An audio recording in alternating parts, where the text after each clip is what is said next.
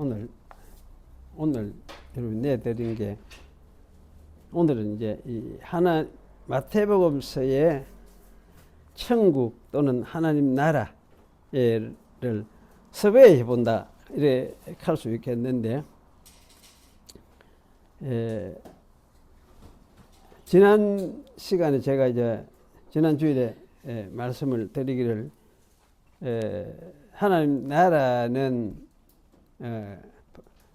특히 이제 이 복음 전파하고 관계되어져서 하나님 나라를 이야기하는데, 특별히 이제 하늘들의 나라 이렇게 되어 있는 이런 부분들이 엄청 많이 나와요. 엄청 많이 나오는데,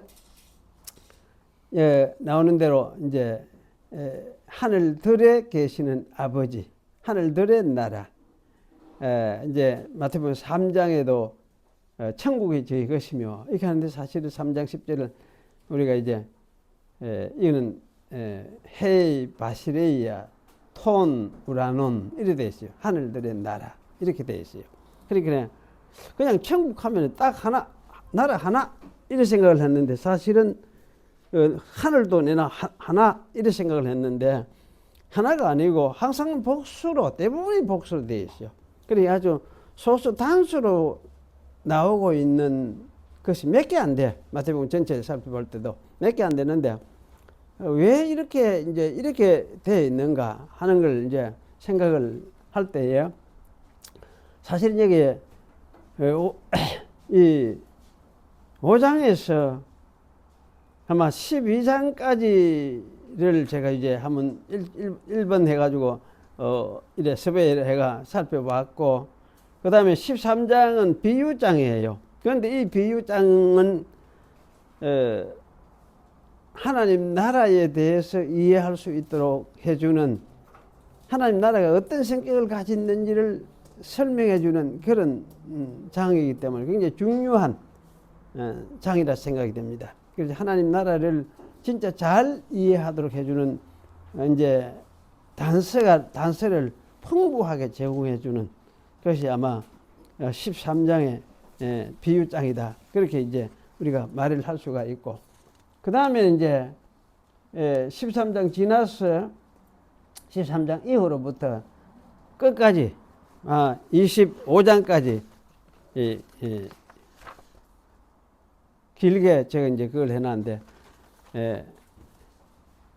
여기도 마찬가지로 하나님 나라의 어떤 성격들을 보여주는 비유들을 가지고 예수님이 말씀을 하고 있습니다. 그래서 이런 이제 비유들을 보면서 하나님 나라가 어떤 것인지를 우리가 이제 좀 잘 이해를 할 필요가 있겠다, 그런 생각이 들어져요.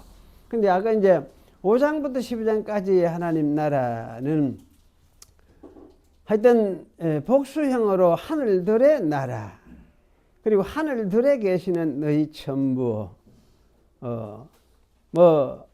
하늘들에 계신 내 아버지, 이런 식으로 이제 이야기를 쭉 하다가, 여기 이런 이야기를 들으면은 이 하늘들이라 하는 게 뭘까? 그리고 하늘에 계신 너희 천부 하는 말이 거기 그런 말할 때에 그 하늘이라는 말이 뭘까? 이게 하여튼 참 이해하기가 좀 어려워져요.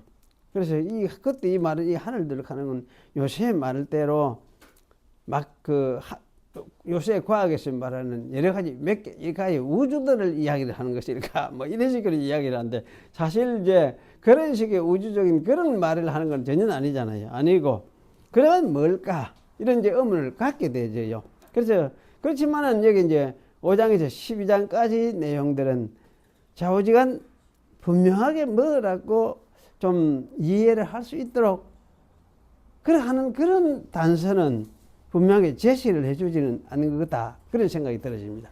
그러면서도 이게 이제 예수님이 말씀하신 것 중에 하나가 하나님의 나라가 너희에게 임하였느니라, 이렇게 말씀을 하고 있거든요. 그래서 여기 이제 하나님의 나라, 하나님 이렇게 부를 때는 하나님은 단수일 수밖에 없죠. 그래서 하나님의 나라도 역시 단수로 사용했고, 그런데 하늘 덜 갈 때는 하여튼 하늘이 복수니까, 그러면서 아버지, 하늘에 계시는 아버지, 뭐 이렇게 이제 표현을 하고 있으니까 이해하기 어려운데, 그런데 이제 좌우지간 그 하나님의 나라가 예수를 믿는 당시에 믿지 않는 이스라엘 사람에게도 이미 도착하였다 하는 걸 말하고 있어요. 이미 와가 있다 이게. 이미 도착 왔느니라. 하나님 나라가 너에게 이미 도달하였다. 임하였다. 이렇게 이야기를 하고 있습니다. 그래서 이 말을 우리가 잘 이제 주목을 해서 생각하면, 그러면 여기서 말하는 하나님 나라는, 어쨌든, 뭐 하늘에 만들어지는 그런 나라가 아니고, 이미 도착했으니까, 여기에, 와가 있구나. 땅에 와가 있구나.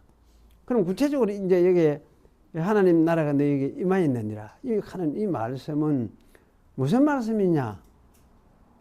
그래서 이제 어떤 사람은 이 구절의 말씀은 이제 예수 그리스도 자신이 당시에 믿지 않는 그 대적하고 믿지 않고 있는 이스라엘 백성 가운데 와 있는 것을 말하는 것이다. 그래서 전번에 지난 시간에 제가 말씀을 했던 것처럼 여기 이것은 오토 바시레이라를 가리키는 것이다. 이렇게 이제 해석을 하기도 했습니다.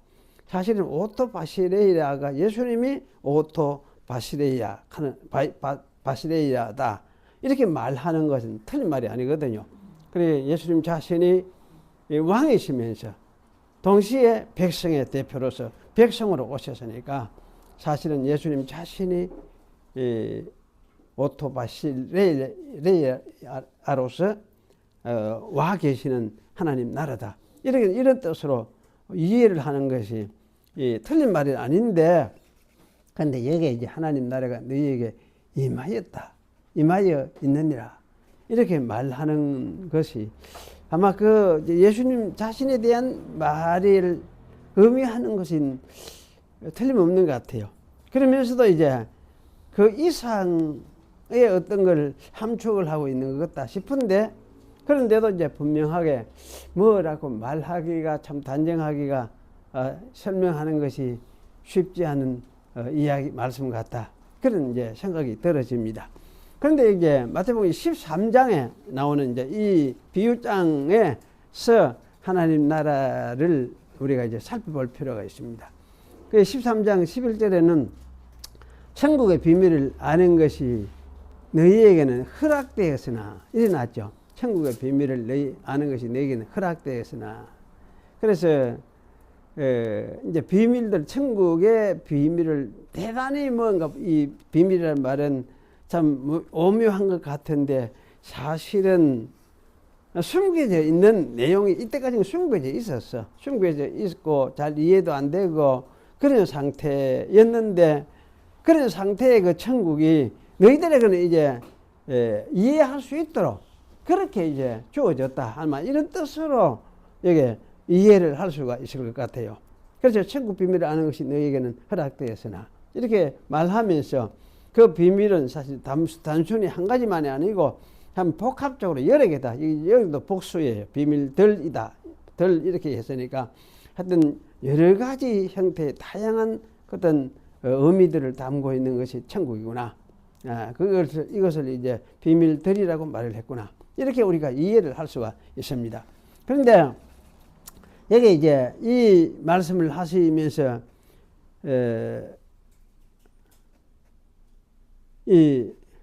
아무나 그 천국의 말씀을 듣고 깨닫지 못할 때는 그렇게 이제 이야기를 하면서 이 13장 이 성경을 펴놓고 이제 한번 보겠습니다. 13장 이 씨 뿌리는 비유에 대한 설명을 지금 하고 있죠. 씨 뿌리는 비유를 설명하니까 천국의 말씀을 깨닫지 못할 때는 이렇게 이야기하면서 설명을 하는데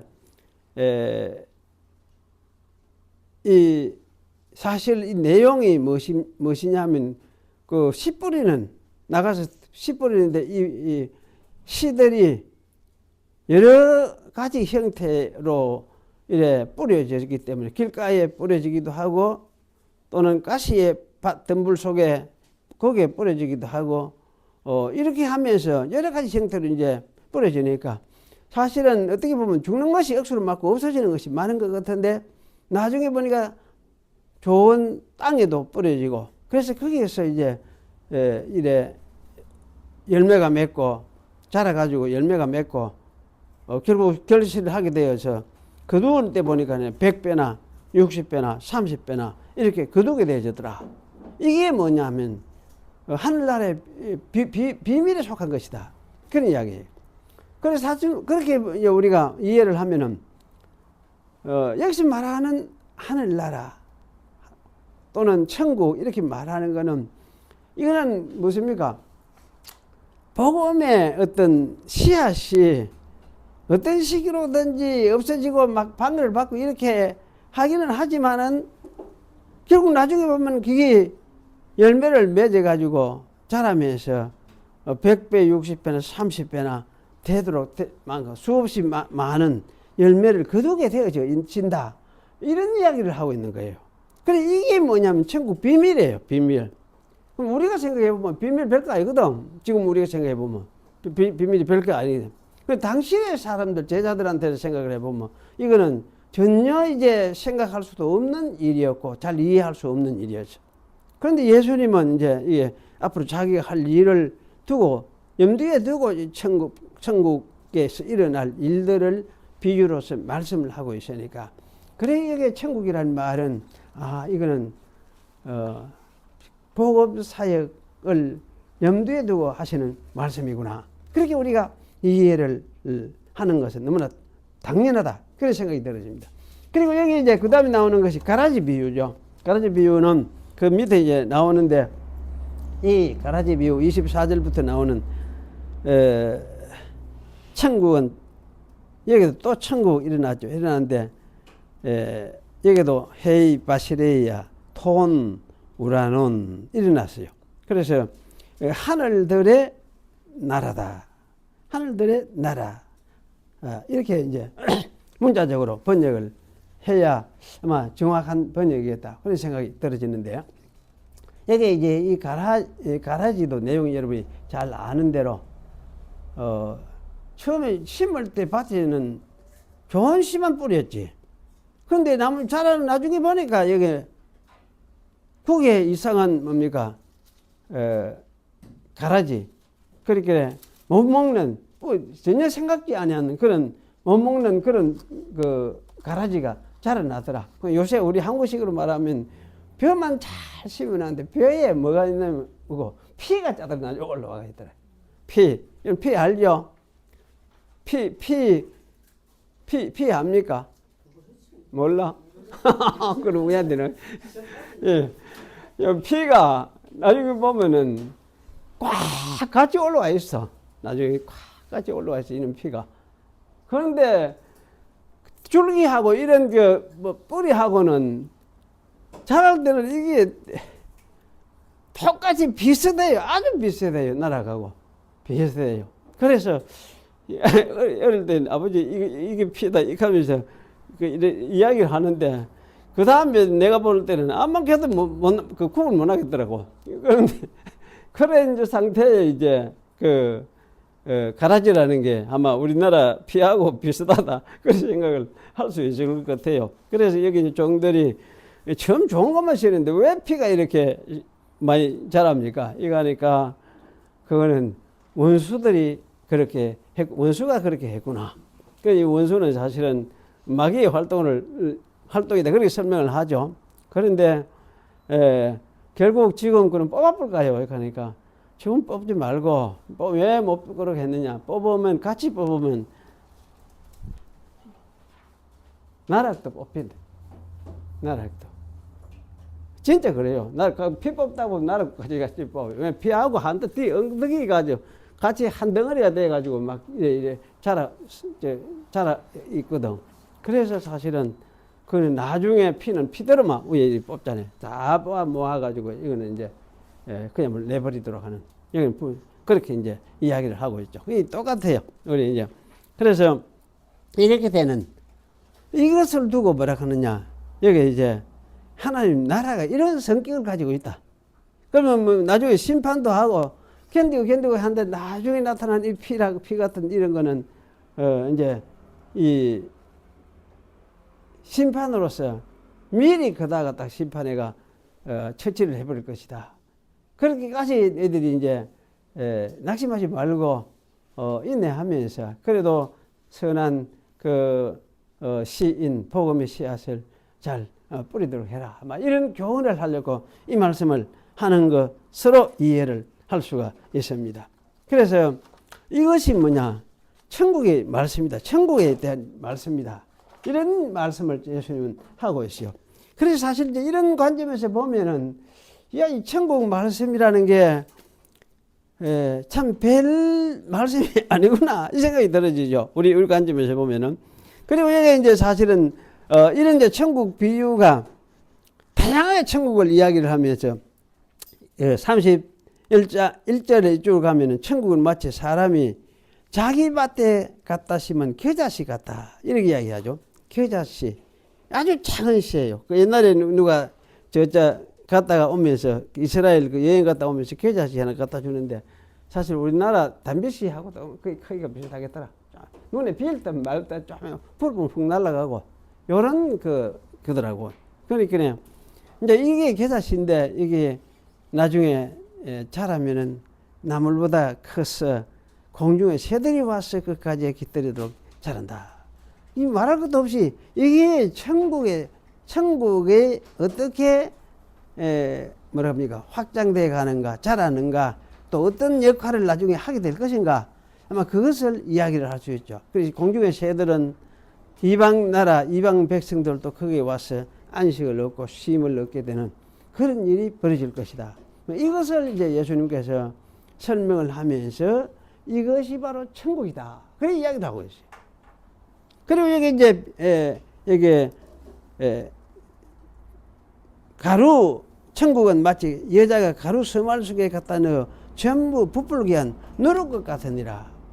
그 누룩은 여기 가루 서말이라고 하는 건 왜 서말인가 이런 생각을 해보면 이게 이제 창세기 18장 6절에 보면은 거기에 가루 서말이 나와요. 그건 세서 이래 되거든. 세서 이러는데 아브라함이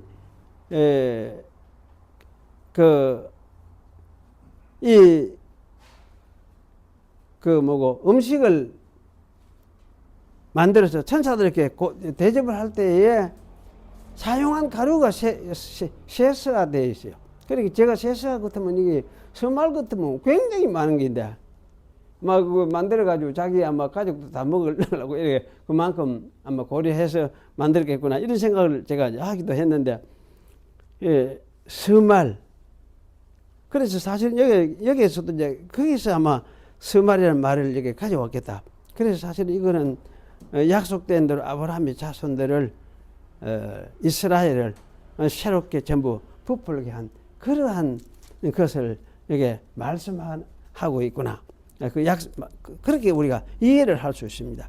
그리고 이제 이어지는 몇 가지 이제 마지막 거물 비유 이런 거는 세상 끝에 사실은 이건 종말을 가르치는 세상 끝이라 이렇게 이해를 할 수도 있겠다 싶어요. 그래서 이 세상 끝에도 끝에 이제 고기 잡아가 나쁜 거는 그저 바다에 던지고 내버려두고 좋은 것만 그다 가지고 이렇게 오는 것과 같이 그런 마지막 때가 있을 것을 이야기를 하는 것이다. 이것이 천국에 대한 천국 비밀이다. 그러면서 이어서 천국 비밀은 진주와 같다. 또는 밭에 감춘 보화를 발견한 것 같다. 보화를 발견하고 자기 집에 있는 모든 소유를 다 가지고 가서 팔아서 그 보화를 샀다. 진주도 마찬가지다. 값진 진주를 구하려고 하는데 돌아다니다 보니까 진짜 하나를 발견을 하고 자기 있는 거 다 팔아 그걸 사더라. 그만큼 이제 천국에 귀하고 소중한 것이다. 이런 것을 이야기를 하면서 한마디로 말하는 것이 이것이 천국이다 이야기를 하고 있어요. 그래서 사실은 이제 이런 걸 이제 생각을 해보면, 아, 천국이라는 말은 우리가 생각하는, 제가 이제 이 천국이라는 말이 대체 무슨 말일까 이런 생각을 하면서 갔는데, 옛날에는 이 천국이라는 말을 그냥 천당, 저 하늘에 있는 어떤 하늘 세계에 있는 어떤 천당을 그렇게만 늘 생각을 해왔어요. 그래서 생각해 왔는데, 이런 이제 본문을 읽으면서 천국을 생각하면, 천국이라는 것이 우리가 생각하던 그 천국, 하늘에 있는 어떤 세계, 그거하고는 전혀 맞지를 않는, 전혀 다른 어떤 것이구나, 그런 생각이 들면서, 결국 그러면 그걸 뭘 이야기를 하느냐, 이 마태복음 오늘 비유장에서 말해주는 천국이라는 것은 복음과 관계되어 있는 것인데, 복음이 전파되면서 일어나는 여러 가지 어떤 현상들을 이야기를 하고, 그것을 받지 못하고 하면서 일어나는 여러 가지 현상들을 이야기를 하면서 복음의 성격을 제시하고 이야기하는, 이것을 천국의 일로서 이야기를 하고 있구나, 그렇게 우리가 이해를 할 수 있습니다. 그래서 이 천국이라고 하면, 마태복음 13장 말하는 천국이라 하면 앞에서 말하는 5장부터 말하는 천국하고 이게 다를 천국이겠느냐? 다를 택이 없잖아요. 같은 마태복음이 같이 그 이야기를 하고 있으니까. 그러면 앞에 것도 어쩌면은 같이 천국이라는 말을 같이 좀 이해를 해요. 13장에서 이야기하는 것과 같이 같은 관점에서 천국을 이해할 수 있지 않겠느냐.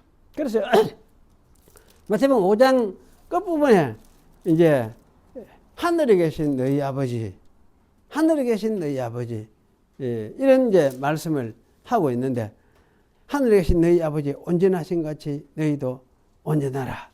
여기도 역시 내가 하늘들에 계신 너희 아버지, 이렇게 우리가 번역을 할 수 있는데, 그러면 이런 말씀은 결국은 하나님이 어떤 하나님이냐 할 때에, 그 복음이 전파되는 세계 영역이죠. 세계 어떤 지역이든지 복음이 전파되는 세계에서 생겨난 하나님의 백성들이 있는 곳, 그곳이 하나님의 나라다. 그래서 그것이 이제 한 개만 아니고 여러 개가 있기 때문에, 이 여러 개를 하늘들이라고 표현을 했어. 그래서 이런 하늘들로 표현된 하나의 나라를 하나님 나라라고 이야기를 하는구나, 이렇게 해석을 하는 것이, 그것이 옳겠다는 생각이 들어져요. 그것이. 그래서 그런 관점에서 우리가 이제 이해를 하면은, 여기 세 번째 13장 이후와 각종 비유들에서 일어났는데, 여기 이제 아마 16장에 가면은 천국을 이야기를 하죠. 내가 천국 열쇠를 네게 주리니, 19절에 그래놨죠. 베드로에게 이야기하면서 내가 천국 열쇠를 네게 주리니 네가 땅에서 무엇이든지 매면 하늘에서 매일 것이요. 그럼 베드로에게 네가 땅에서 무엇이든지 풀면 하늘에서 풀리리라, 이렇게 했으니까, 그럼 이 천국 열고 닫는 것이 누가 그러느냐? 베드로가 다 가지고 있어, 열쇠를. 사실 여기 열쇠도 단수가 아니에요. 복수예요.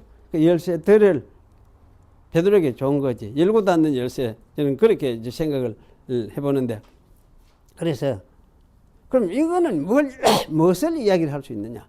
여기서 말하는 천국은 무슨 천국이겠습니까? 베드로가 열고 닫는 천국 같으면 사도들이 열고 닫는, 베드로를 사도들의 대표로 생각을 하고 이제 사도들이 열고 닫는 천국, 이렇게 이해를 할 수 있어요.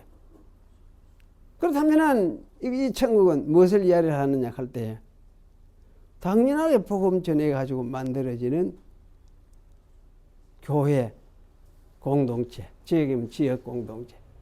그래서 이제 이런 것이 모두가 하나의 천국이다, 그렇게 말하고 있는 것이 틀림없다, 그런 생각이 들어져요.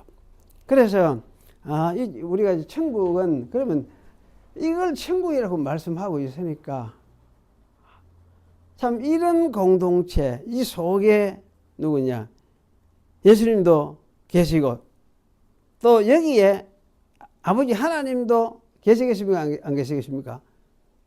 하나님도 계시겠죠? 하나님도. 예수님만 사실 중보자로서 여기 계시느냐? 하나님은, 아버지는 저기 계시고. 그렇게 했느냐? 성경 그렇게만 이야기를 하지는 않잖아요. 그 요한복음 14장 보면 그래 이야기하죠. 예수님이 성령으로 와서 교회 중에 그 할 때에 내가 갔다가 다시 너희에게로 와서 너희에게 오리라. 어떻게 오느냐 하면 성령을 통해서 온다. 자신이 직접 와서 또 성령을 가지고 일을 하시고 통치를 하시고 그런 의미에서 말씀을 하고 있다고 우리 생각을 하면 그런 말씀하면서 그때는 자기도 와 있지만은 아버지도 거기 와 있다. 공동체 속에 와 있다. 그 이야기를 이렇게 하세요. 그래서 이제 하나님 아버지는 성령을 보내셔서 저 하늘에 계시는데 성령을 보내셔서 통치를 하신다. 그런 의미로만 이해를 하는 것이 과연 맞느냐 할 때에 성경이 그것만 이야기하는 것이 아니고 하나님 아버지 역시도 자기 새로운 이스라엘 자기 백성에게 자기 백성들이 있는 세계 속에 오셔서 거기에 좌정하여 계신다. 이렇게 말하는 것도 결코 틀린 것이 아니다는 생각이 들어요. 그래서 그럼 하나님 어디 계시냐 하늘에 계신다 할 때에 그 말도 맞지만은 또 자기 백성들이 있는 여기에도 계신다. 이렇게 말하는 것이 옳다는 생각이 들어요. 여러분 요한복음 14장 20절을 여러분 한번 읽어보시면은 분명히 그렇게 이야기를 하고 있잖아요. 요한복음 14장 19절부터 읽겠습니다. 18절에 내가 너희를 고아와 같이 버려두지 아니하고 너희에게 오리라. 이게 이제 죽으셨다가 다시 오실 걸 이야기하거든. 부활해가 다시 오실 것이다. 그럼 조금 있으면 세상은 다시 나를 보지 못할 때이로되 세상에는 보이지 않아요. 부활해서 딴 존재로서 이제 오시니까 다른 세계 존재니까 너희는 나를 보리니 이는 내가 살았고 너희도 살겠음이라. 그리고 그 날에는 내가 내 아버지 안에 너희가 내 안에 내가 너희 안에 있는 것을 너희가 알리라. 그날은 내가 내 아버지 안에 너희가 내 안에 내가 너희 안에. 그러면 우리 안에는 누가 있습니까? 아버지도 그거 있죠. 와가 있어요. 그래서 사실은 이제 이런 부분을 명백하게 성경이 이해를 하고 있기 때문에 아버지 창조주 아버지 하나님이 하늘에 어떤 세계에 하늘 보좌를 만들어 놓고 거기 앉아 계시는 그런 식으로만 이해를 하는 것이 그게 타당하냐 할 때 물론 그것을 이런 표현들을 가지고 그렇게 우리가 생각을 해보는 것은 중요한데 우리가 그 이상의 어떤 것을 말씀하고 있는 것이 아니겠느냐 이런 생각이 들어요. 그래서 그것은 그런 이제 표현들은 이거는 하나님과 자기 백성과의 이 관계를 표현하는 하나의 그 표현들이고 또 시각적인 어떤 표현들이기도 한데 사실은 하나님과 우리와의 관계는 이런 시각적인 표현들 이상의 의미를 가지고 있겠다는 생각을 하게 돼요.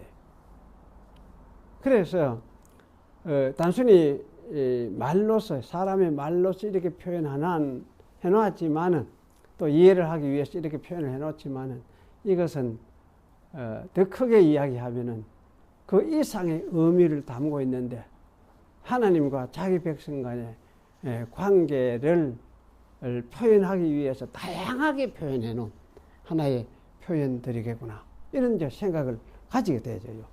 그래서 사실 이제 여기에 하늘이라고 말하고 천국이라고 말할 때는 그럼 그게 어딨냐 이렇게 할 때야 하나님이 어딨냐 이렇게 할 때 어딨냐 이렇게 하는 걸 이렇게 하면 사실 알 수가 없잖아요. 그런데 달리 이야기하면은 자기 백성이 계시는 곳에 하나님도 계신다. 자기 백성이 계시는 곳에 하나님이 계신다. 또는 하나님이 계시는 곳에는 자기 백성이 있을 수밖에 없죠. 있을 수밖에 없는데 복음을 통해서 그것이 이루어져 가니까. 그래서 하나님의 백성이 생겨나는데 그렇게 하나님의 백성이 생겨나서 공동체를 이루고 하나님 백성으로서 하나님 함께 모이고 하는 이 상태 자체가 거기에 그 속에 하나님 아버지도 거기에 계신다 이렇게 말을 하는 것이 틀린 것이 아니다 이런 생각이 들어요. 제가 이런 이야기를 하면은 아마 또 바깥의 사람들은 아마 욕을 좀 할지도 또 모르겠는데 왜냐하면 우리 신학 자체가 그랬어요. 신학 자체가 하나님의 초월하심, 즉 하늘 저쪽에 계시는 그렇게 어떤 보좌를 만들어 놓고 천사들과 함께 계시는 그런 하나님으로만 주로 많이 생각해 왔었어요. 주로 많이 생각해 왔는데 그게 1세기, 2세기, 3세기까지 주로 그런 생각을 많이 했었어요. 많이 했었는데 그런데 이제 그 아다나시우스에 와서 이 하나님이 자기 백성들 가운데 오셔서 내주하고 계시는 하나님 이런 관점을 굉장히 강조를 했다. 아다나시우스가. 그래서 아다나시우스 신학은 그러면 어떻게 그게 이루어졌느냐 할 때에 기독론적으로 예수 그리스도를 통해서 예수 그리스도의 구속 사역을 통해서 이런 세계가 형성이 되었다. 이루어졌다. 아다나시우스는 아마 그렇게 이해를 했던 것 같아요. 그래서 사실은 이제 아다나시우스는 내재하시는 하나님입니다. 초월하시고 계시는 하나님만이 아니고 내재하시는 하나님이다. 이것을 굉장히 강조를 했었어요. 그래서 사실 이게 틀린 말이냐 할 때에 초대교회 그 다음 그 교부 시대 들어와서 1, 2세기 이런 데까지는 초월만 너무 강조를 하다 보니까 아다나시우스가 하는 이야기 이런 이야기들은 그렇게 강조도 하지도 안 하고 크게 별로 이래 그걸 안 했어요. 이제 받아들이지도 안 하고 이런 상황이 있는데 아다나시우스가 이제 이걸 강조를 하면서 그리스도의 사역을 통해서 내재하시는 하나님, 거기 내재하시는 그는 주님만 내재하시는 것이 아니고 아버지 하나님도 내재하신다. 아마 이렇게 이제 이야기를 했던 것 같아요. 그래서 그 이후에 이제 아다나시우스 신학은 내재하시는 하나님을 강조하는 신학이다. 이렇게 특징적으로 또 그렇게 이야기를 하고 있어요. 그래서 우리가 이제 그건 아다나시우스 개인의 신학만이 아니고 아다나시우스는 성경 가지고 살피면서 가르치고 설교하고 글도 썼어요. 근데 아다나시우스는 요새 말에 조직신학 하는 사람이 아니고 성경신학을 하는 사람이에요. 그래서 성경을 가지고 자세히 살피고 주석을 하고 이렇게 하다가 보니까 이런 그 내재하심, 하나님의 내재하심에 대해서 많이 이야기하고 있는 것을 깨닫게 된 거지. 그래서 이건 하나님은 초월만의 이야기를 해서는 안 되겠구나. 그래서 내재하시는 하나님의 내재성을 강조를 하고 그리스도를 통해서 이 사건이 이루어졌다는 걸 이야기를 하고 그래서 아다나시우스 신학은 이제 구속사적인 신학이다. 이렇게 말하는 사람도 있고 또 내재의 강조가 있는 그런 신학이다. 이렇게 말을 하기도 하고 그렇게 하는 것을 우리가 볼 수가 있습니다. 그래서 그 이전까지는 사실은 전부 이래 이론적으로 그제 조직신학 같은 이론적으로 그때 조직신학이 아니고 사실 어떤 신학이 있느냐 하면 영지주의의 그 세계관하고 영지주의에서 말하는 신, 그 신이 영지주의에서는 그걸 아이언하기도 하고 때로는 무엇인지는 자꾸 말을 해서 알 수가 없다.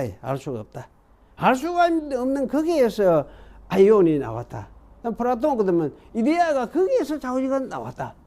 그래서 이데아 최고의 이데아. 그게 진짜 신이나 마찬가지다. 창조주다. 뭐 이런 식의 이제 이야기를 하던 그런 시대였으니까. 그러면서 신을 이야기하던 시대니까 이 초대 교부들을 보면 거기서 말하는 신이나 성경이 말하는 신이나 진짜 신이 바로 어디 있느냐 갈 적에 다 찾아다니다가 보니까 성경에 보니까 이런 하나님을 이야기를 하고 있으니까 이 하나님이 진짜 그 하나님이네. 이게 진짜 여기서 가르치는 진짜 하나님을 여기서 이제 가르쳐 주고 있네. 이렇게 하면서 생각을 하게 되었어요. 그러니까 이제 성경이 말하는 하나님하고 영지주의식의 하나님하고 이게 구분이 안 된 상태 속에서 이제 지나가게 됐어요. 그런 상태니까 그런 상태에 있다가 이제 1세기, 2세기 지나고 1세기 지나고 2세기, 3세기 들어오면서 요걸 이제 논쟁하고 하면서 이게 이제 좀 더 분명하게 구분해야 되겠다 생각을 하고 그래서 4세기 들어오면은 이게 더 이제 명백하게 구분이 되고 나중에 이제 그 후에 더 이제 명확하게 구분이 되는 요런 이제 논쟁의 과정을 거치게 되었습니다. 그래서 어쨌든 이런 과정을 거치게 되어졌는데 우리가 이제 하나님을 이야기를 할 때에 초월만을 생각할 것이 아니고 내재하시는 아버지, 하나님이 내재하신다. 자기 창조 속에 피조물 속에 특히 교회 속에 내재하고 계신다. 이 사실을 천국이라는 용어로 강하게 설명하고 있는 이것이 마태복음에서 말하는 그 천국이다. 그렇게 우리가 이제 생각을 하는 거죠. 특별히 그 천국은 어떤 천국이냐 할 때 복음으로 전해지는 하나님 나라가 형성되는 그러한 공동체, 그것을 천국이라고 이야기하고 있고 그것을 이제 하늘들이라고 말하고 있구나. 이렇게 이해를 하는 것이 성경 가르침의 핵심이구나. 우리 마태복음에는 이쪽에 더 강조되어 있는 것 같아요. 마태복음, 요한복음에도 이쪽에 더 강조되어 내재하시는 이 부분에 강조되어 있고 그런데 마태복음에서는 이 내재하심에 대해서 복음으로서 내재하시는 하나님, 복음으로 생성되는 이걸 이야기를 하니까 그러면 이걸 여기 이제 강조하는 것이 그래 이것이 천국의 일이다. 이게 천국 비밀이다. 이때까지 구약 역사 속에서는 숨겨져 드러나지 않았지만 앞으로 너희들이 이걸 이제 이해를 하고 너희들이 이걸 실행하고 이루어낼 것이고 복음으로서 해갈 것이다. 이걸 이야기하면서 비밀이다. 이렇게 말씀하고 있으니까 이 비밀한 말이 사실은 우리에게는 지금 성경 가지고 성경을 읽으면서 살펴보는 우리에게는 비밀이라고 할 수 있습니까? 그게 비밀 할 것도 없잖아요. 복음으로서 이래 복음이 전달되면서 여러 가지 일어나는 현상들 이걸 이야기를 하면 이걸 천국이라고 말을 하고 있으니까 이걸 천국이구나 이해를 하면 되거든 바르게. 그래서 사실은 그런 관점에서 여기 이제 이 비유를 우리가 이해를 하고 뒤에 여기 이제 18장 19장 이야기하는 그것도 이제 같은 관점에서 이야기를 쭉 하고 있습니다. 그래서 천국에서 18장에 들어가면 앞에 가면 가봅시다. 예수께서 나오가는 천국에서 누가 크니까 제자들이 물었어요. 예수님이 아이를 불러 세워놓고 가라사대 진실로 너희에게 이르노니 너희가 돌이켜 어린 아이들과 같이 되지 않으면 결단코 천국에 들어가지 못하리라. 그러면 누구든지 이 어린 아이와 같이 자기를 낮추는 그이가 천국에서 큰 자니라. 여기서 말하는 천국은 무슨 천국이겠습니까? 어떤 천국? 이야기를 하면 무엇입니까? 아이처럼 되지 아니하면은 결단코 천국에 들어가지 못하리라. 어린 아이같이 자기를 낮추는 그이가 천국 큰 자니라. 이 천국도 천국 하늘들이에요. 하늘들의 나라. 하늘들의 나라였어. 그리고 여기 저는 이걸 볼 때에 이거는 아이들 자기를 낮추는, 천국에서 자기를 낮추는 아이처럼 이렇게 자기 낮추는 그것이 중요하다. 이런 말씀을 하시는 것 같아요. 제자들한테. 누가 큽니까? 크고 작은 것을 따지지 마라, 천국에는. 아이처럼 이렇게 낮아지는, 자기를 낮추고 자기 없어진 것처럼 생각하는 그것이 천국이다. 그럼 사실 이거는 어디에서 이게 필요합니까? 하늘나라 저자에 난주 가서 그거 필요하겠습니까? 뭐 그거는 그런 걸 따질 것도 없잖아요. 그게 필요한 게 뭐냐면 여기 지상에 있는 교회예요. 복음으로 전해지는 교회예요. 그런 의미에서 천국을 여기 이야기를 하는 거예요. 그러니까 사실 천국 하는 말을 우리가 너무나 어쩌면은 잘못 이해를 하고 있었던 것 같다. 잘못 이해. 이 장에 18장에도 천국이란 말이 굉장히 많이 나와요. 10절에도 나오고 하늘에서 계신 내 아버지 얼굴을 배웁니다. 천사들이. 그리고 이제 그 14절에는 하늘에 계신 너희 아버지의 뜻이 아니니라. 여기도 하늘들이에요. 엔 우라노이스 이렇게 되어 있고. 그리고 여기 이제 이 19절에 가면은 하늘에 계신 내 아버지께서, 이것도 복수 엔 우라노이스 이렇게 되어 있어요. 하늘들에 계신 내 아버지께서. 왜 이 복수 명사를 이렇게 의도적으로 살려주지 않았는지. 물론 단수로 하고 단수로서 하늘 이 하는 말도 18절에는 단수로 사용이 되어 있어요. 우라노 이래냈어요. 엔 우라노 이렇게 하면 단수예요. 단수인데 이거하고 이제 교차해서 사용하는 것도 가능하구나 생각이 들어요. 이런 걸 보면 18절은 단수고 19절은 복수인데, 그러니까 이거는 어떻게 보면 단수로 사용할 때는 교차하는 것이 가능하다. 단수 복수.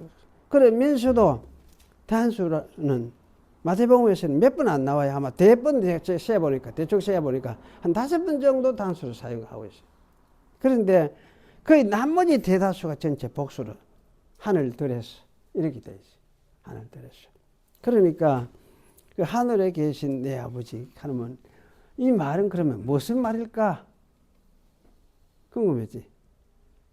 하늘에 계신 하나님, 그럼 여기도 계시면은 하늘에 계신다는 말이 또 무슨 의미일까?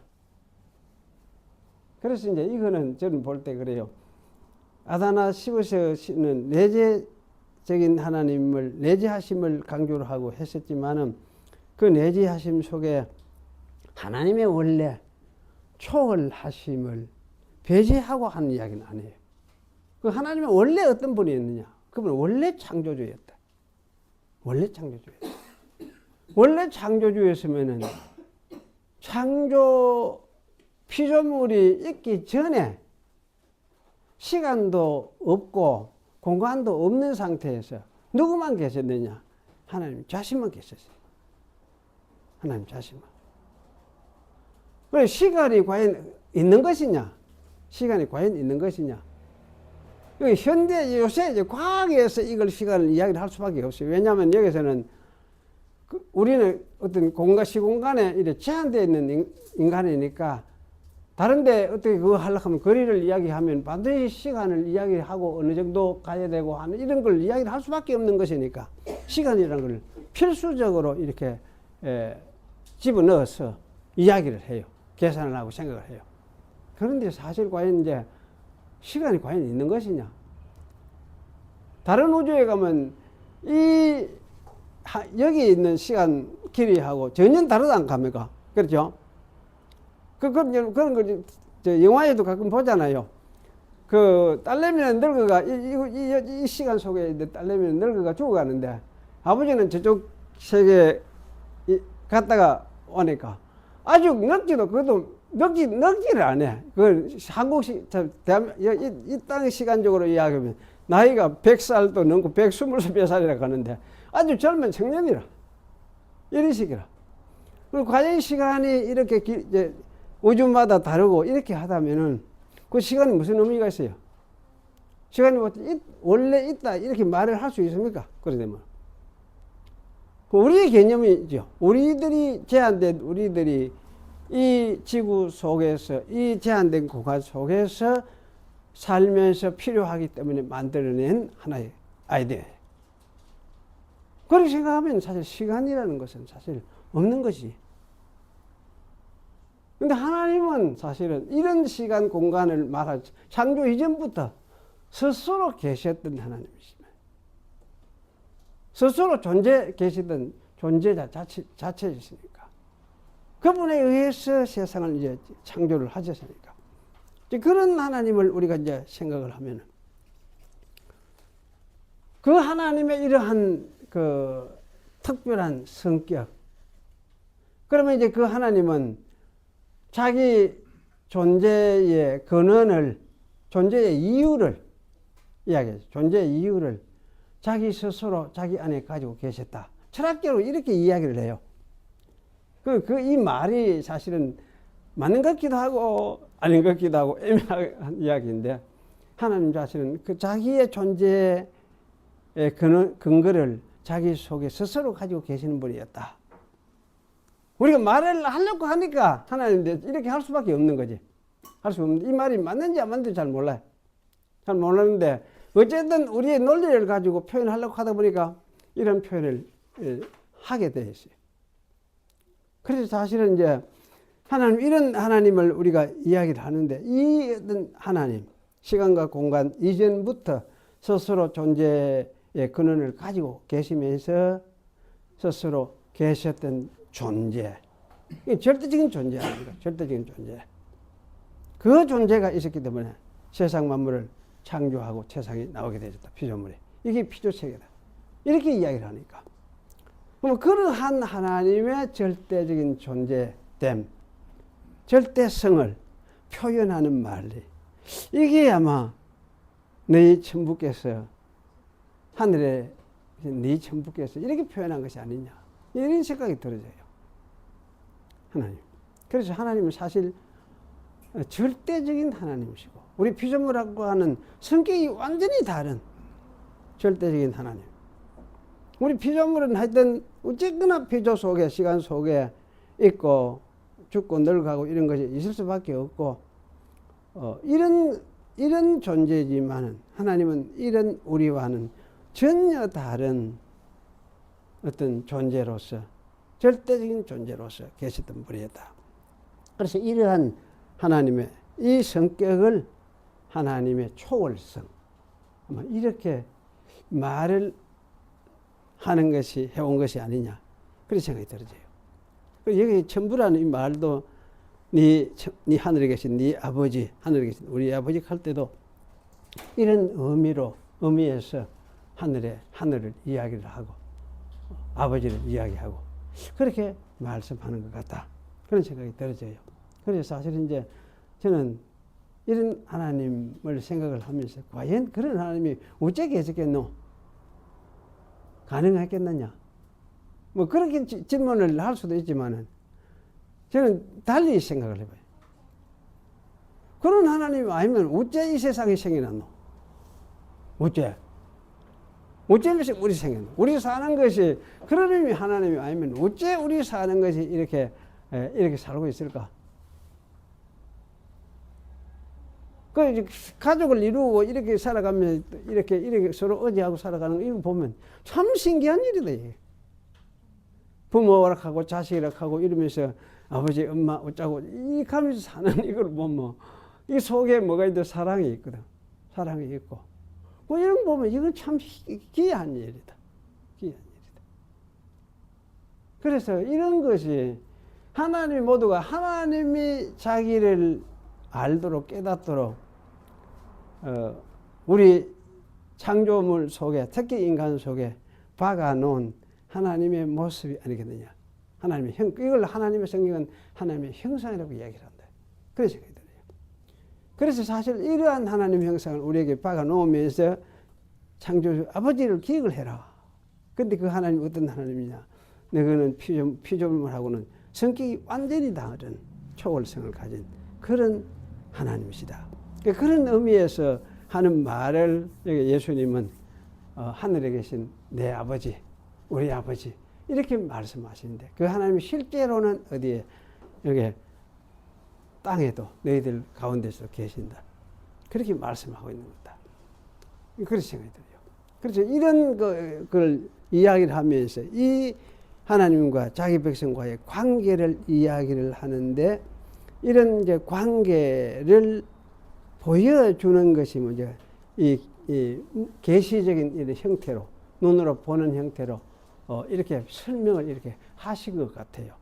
그 실제적으로 이제 그것이 이루어져 있는 것도 사실이지만은 그런 설명을 이 계시적인 시각적으로 설명하는 그걸 통해서 하나님과 자기 백성과의 관계를 좀 더 잘 이해할 수 있도록 설명을 그렇게 하셨다. 그런 생각이 들어요. 그래서 이런 관점 보면 여기 이제 20절 포도원 품꾼 비유들 20장에 나오면 포도원 품꾼 여기 이것도 천국 비유 아닙니까? 천국은 마치 품꾼을 얻어 포도원에 들여보내려고 이런 아침에 나간 집주인과 같으니 결국 이거는 그거 하잖아요. 아침에 6시에 9시에 11시에 나중에 1시간만 일하도록 11시에 사람은 그렇게 보냈다. 그 이야기를 하고 이게 뭐냐? 천국의 성격을 보여주는 것이다. 그래서 이 천국은 이렇게 설명을 하고 있는 거다. 전부 문제 복음과 관계되어 있어요. 복음 전파와 관계되어 있는 그런 이야기를 하고 있습니다.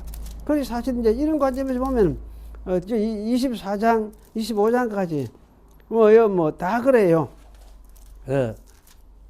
24장 이게 참 요새 해석의 문제 아닙니까? 종말이 여기에 포함이 되어 있느냐, 안 되어 있느냐. 이런 이제 사실 24장 33절에 한번 읽어보세요. 가서 한번 보시다. 33절에 이와 같이 너희도 이 모든 일을 보거든 인자가 가까이 문 앞에 곧 이런 줄 알라. 내가 진실로 너희에게 말하노니 이 세대가 지나가기 전에 이 일이 다 이루어지라. 천지는 없어지겠으나 내 말은 없어지지 아니하리라. 이건 언제 일 같습니까? 이 세대가 지나가기 전에 이 일이 다 이루어지라. 이 세대가 예수님 자기 세대 이야기를 하죠. 이 세대 걔네야 이런 자기 시대. 그래서 이 일을 다 이루리라. 천지는 없어지기 전에 내 말은 없어지지 아니하리라. 36절에 그러나 그날과 그때는 아무도 모르나니. 그리고 35절하고 36절의 이야기가 어떻습니까? 연결이 되는 것입니까? 연결되어서 이야기되는 것 같습니까? 별개의 이야기 같습니까? 36절부터 그러나 그날과 그때는 아무도 모르니 하늘의 천사들도 모르고 오직 아버지만 아시느니라. 노아의 때와 같이 인자의 임함도 그러하리. 이러면서 쭉 설명을 깨어있으라 이런 이야기를 쭉 하죠. 그러면 이거 35절부터 35절하고 36절하고는 어떻습니까? 이 연결 관계가 어떻게 되는 것입니까? 이어서 하는 이어진 이야기 같습니까? 별개의 이야기 같습니까? 성경 자체가. 그래 이게 이제 그래요. 요새 이제 해석하는 그렇게 부분적 과거론적 해석이라 그래가 그런 분들은 35절까지는 천지는 없어지겠으나 내 말은 없어지지 아니하리라 하는 이 말씀 여기까지는 예루살렘 멸망 주 70년 예루살렘 멸망 때에 일어날 일들을 말씀하고 있다. 그죠? 위에 이제 29절 그러면 환란 후에 즉시 해가 어두워지고 달이 빛을 내지 않으며 별들이 하늘에서 떨어지며 하늘의 군령들이 흔들리리라. 그때 인자의 징조가 하늘에서 보이고 이 하늘 계속 나오잖아요. 땅에 그 통곡하고 31절에도 천사들을 보내리 저희가 그 택하신 자를 이 하늘 저 끝에서 사방에서 모으리라.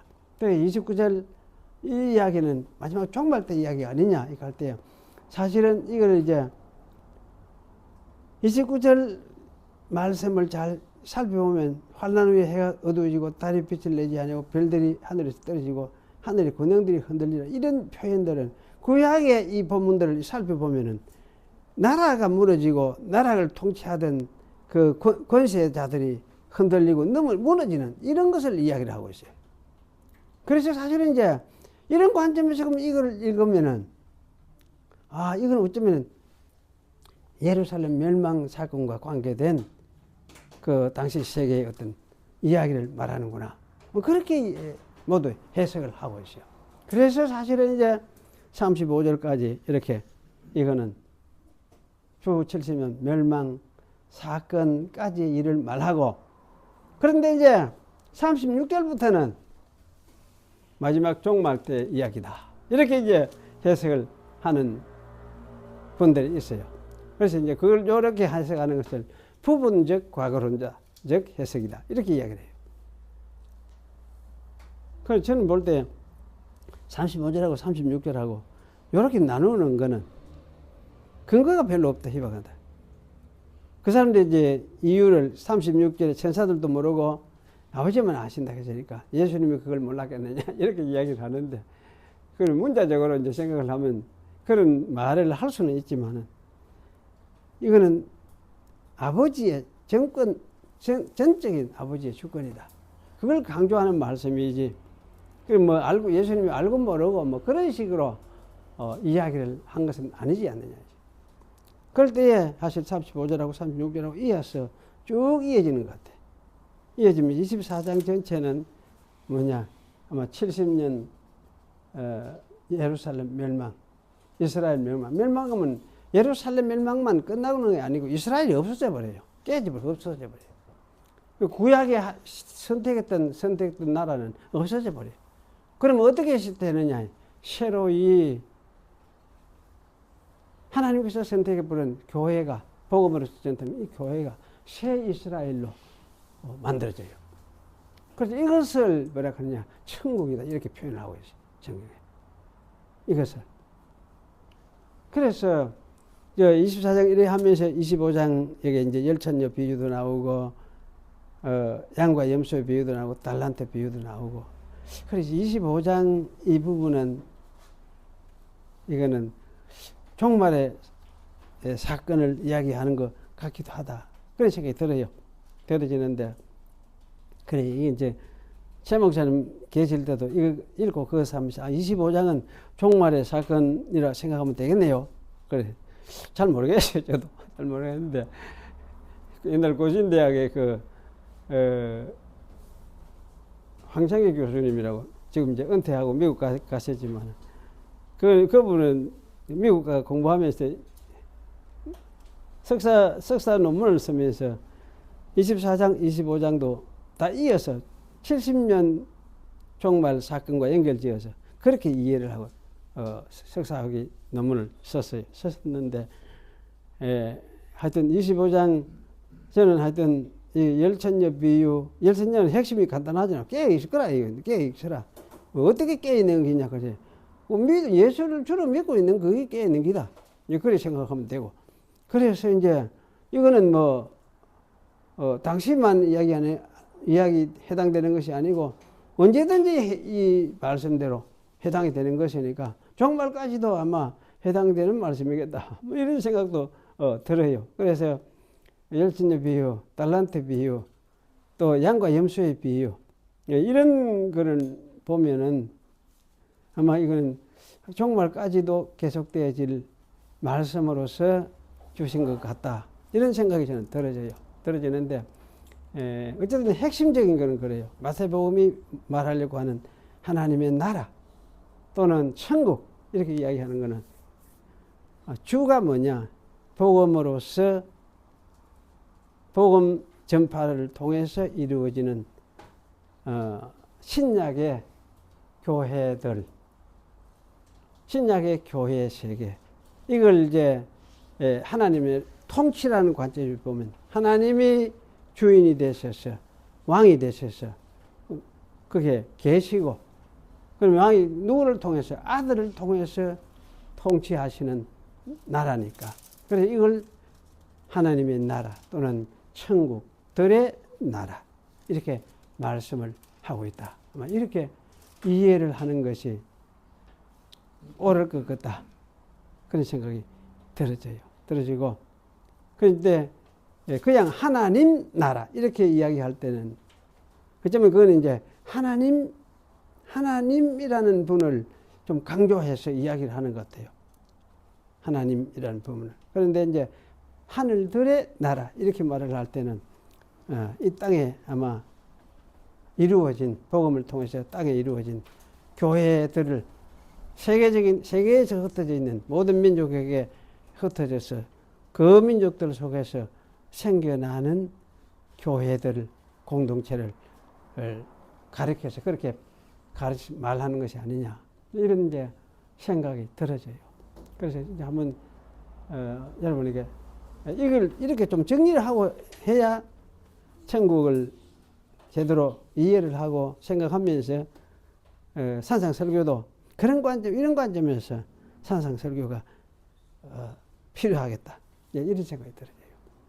그래서 여러분이 한번 이걸 한번 정리를 하면서 어떻습니까?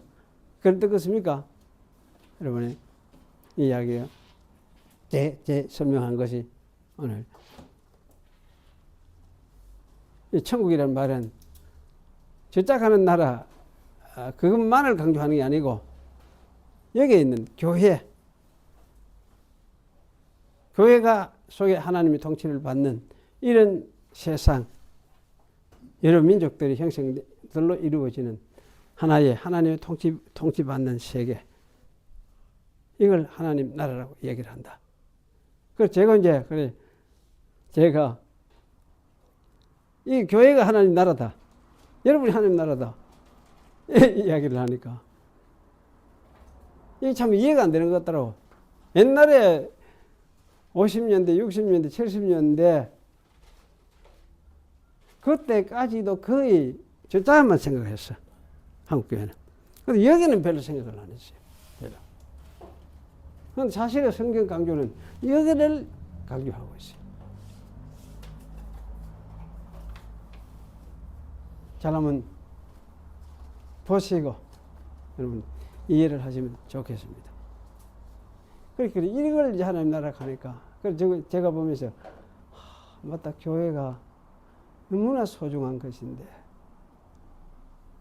복음이 너무 소중한 것인데 이걸 소중하다 생각을 해야 자기 자신도 소중하게 살려고 안 하겠습니까? 사람들이 소중하게 살아가려고 뭐 이걸 소중하다 생각 안 하니까 자기도 소중하게 살아가려고 하는 마음도 안 가지는 거지. 이게 얼마나 소중한 것입니까? 이게 천국이라고 하니까.